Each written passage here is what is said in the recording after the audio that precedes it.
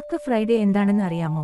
Black Friday എന്നത് അമേരിക്കയിലെ Thanksgiving ദിനത്തിന് തൊട്ടുപിന്നാലെ വരുന്ന വെള്ളിയാഴ്ച നടക്കുന്ന വലിയ ഷോപ്പിംഗ് ദിനമാണ്. ഈ ദിവസം കടകളിൽ വലിയ കിഴിവുകളും ഓഫറുകളും ഉണ്ടാകും. ഇത് ക്രിസ്മസ് ഷോപ്പിംഗ് സീസണിന് അനൗദ്യോഗിക തുടക്കമായി കണക്കാക്കപ്പെടുന്നു. ആദ്യകാലങ്ങളിൽ ട്രാഫിക് കാരണം പോലീസുകാർ ഈ ദിവസത്തെ കറുപ്പ് എന്ന് വിശേഷിപ്പിച്ചു. പിന്നീട് കടകളുടെ വരുമാനം നഷ്ടത്തിൽ നിന്ന് ചുവപ്പ് ലാഭത്തിലേക്ക് കറുപ്പ് മാറുന്നതിനെ സൂചിപ്പിക്കാൻ ഈ പദം ഉപയോഗിക്കാൻ തുടങ്ങി. 1950-60 കാലഘട്ടത്തിൽ ഫിലാഡൽഫിയയിൽ വലിയ ട്രാഫിക് കാരണം പോലീസുകാർ ഈ ദിവസത്തെ കറുത്ത വെള്ളിയാഴ്ച എന്ന് വിളിച്ചു തുടങ്ങി.